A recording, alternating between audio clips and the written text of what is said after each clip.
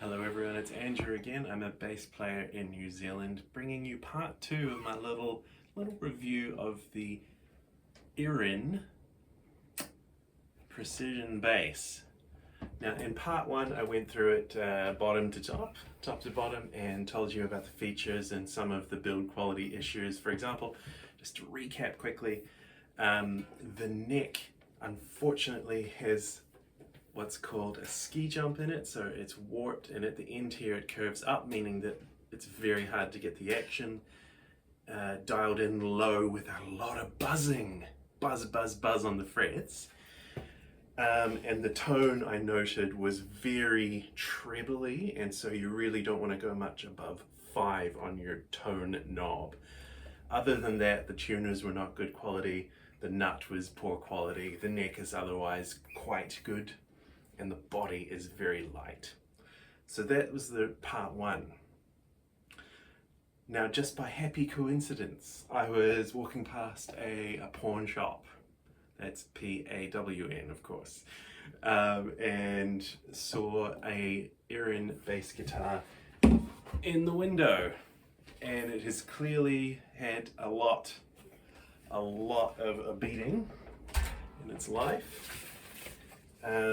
So I thought for $70 I'll grab it, and it can be my backup because I'm just down to the one bass at the moment. I'm in between basses for a couple of months.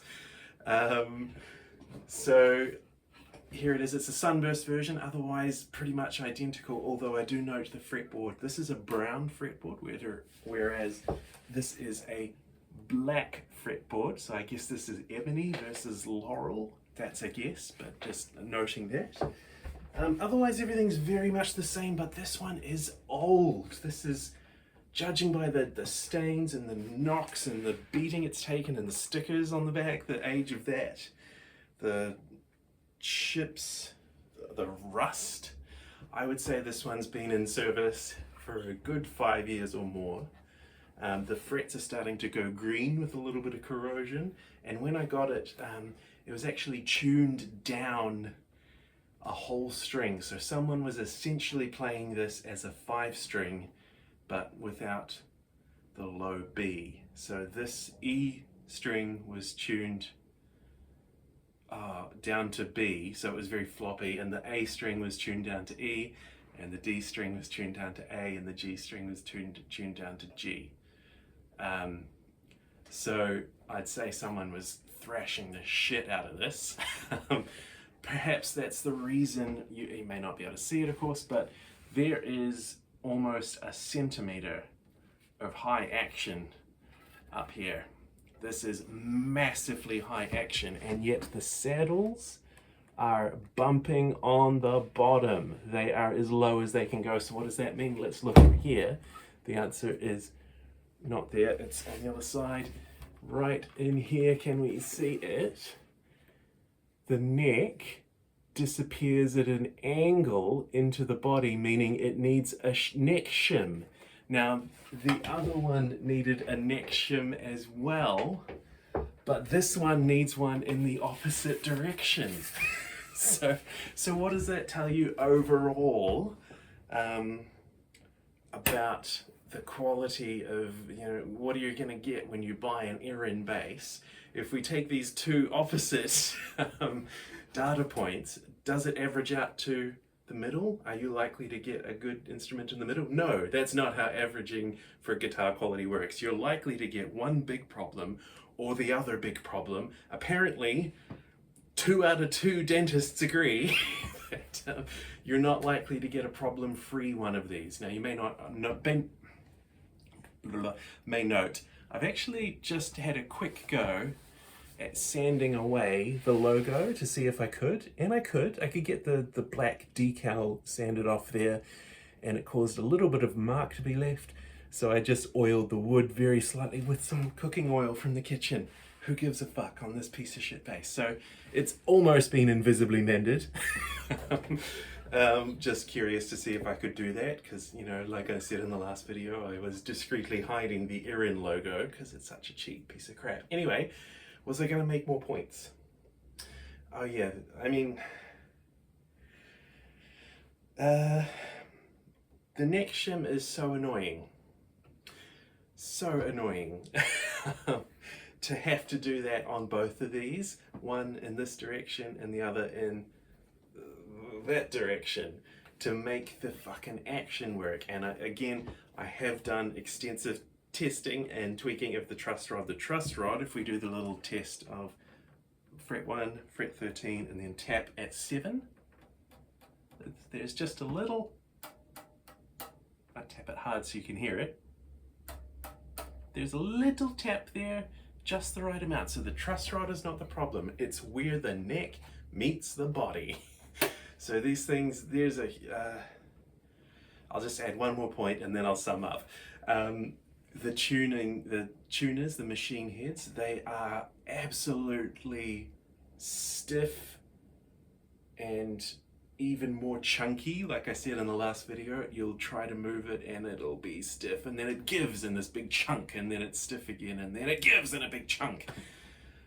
Except for one of them, which is very, very loose. So again, problem on this end, problem on this end. You're not getting one that's just straight up the middle where it's good. You're getting problem or problem with these. And the nut on this one appears to be smaller than the neck width, which, if you note on the white base, was larger than the neck width. So they're doing really badly at getting right down the middle. They're either one problem on this end or they take it to the other extreme with the build quality. So the overall point I'm making about this Irin base, the other one, and I'm extrapolating to all others, is that this is not a beginner instrument.